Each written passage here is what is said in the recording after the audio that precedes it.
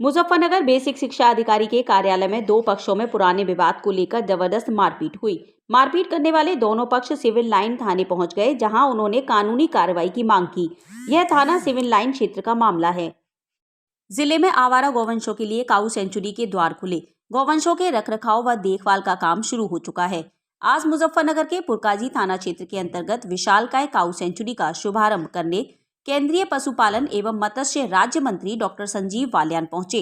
उन्होंने काऊ सेंचुरी का निरीक्षण कर पत्रकारों को जानकारी दी कि इस काऊ सेंचुरी में 5000 पशुओं के रखरखाव की व्यवस्था होगी। साथ ही साथ बेरोजगार युवाओं के लिए भी रोजगार के अवसर खुलेंगे। यहाँ 10 एकड़ में ट्रेनिंग सेंटर भी बनाया जाएगा, जिसमें युवाओं को ट्रेनिंग दी जाएगी। गौवंशों के गोबर से गैस व खाद भी बनाई जाएगी। साथ ही साथ CNG प्लांट भी लगाया जाएगा। प्रधानमंत्री नरेंद्र मोदी ने सोमवार को संसद के निचले सदन लोकसभा को संबोधित किया। पीएम मोदी राष्ट्रपति द्रौपदी मुर्मू के अभिभाषण पर धन्यवाद देने पहुंचे।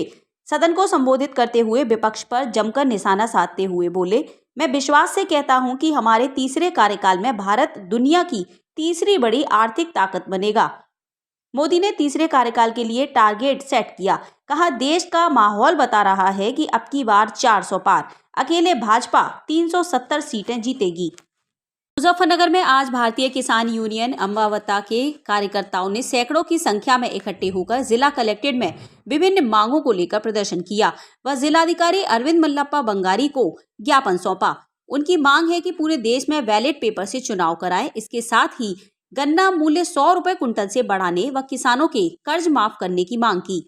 पूरे देश में वृद्धा पेंशन 5000 रुपए करने व चिकित्सा शिक्षा निःशुल्क करने की मांग की। पहली तो भैया हमारी शिक्षा और चिकित्सा फ्री होनी चाहिए।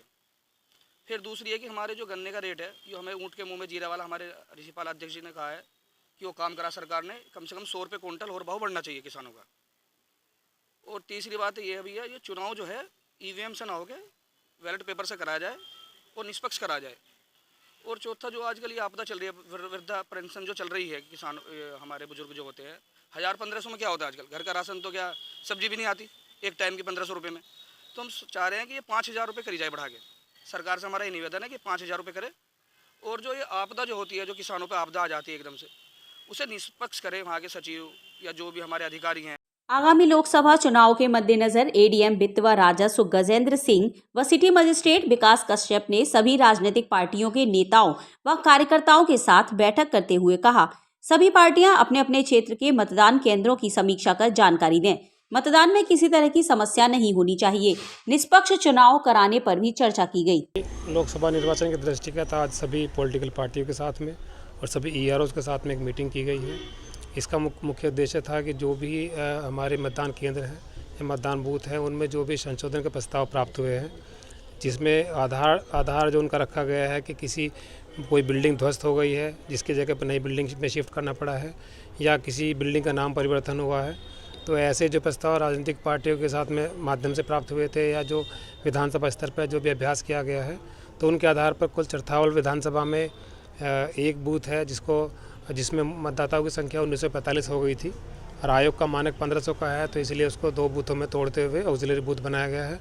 और 11 बूथ विधानसभा में प्राप्त हुए हैं जिनके नाम परिवर्तन होने से या बिल्डिंग ध्वस्त होने से प्रस्ताव प्राप्त हुए हैं। तो ये प्रस्ताव अंतिम करके आयोग को भेजा जाना है और इसी की प्रति सभी राजनीतिक पार्टियों को उपलब्ध कराई गई है।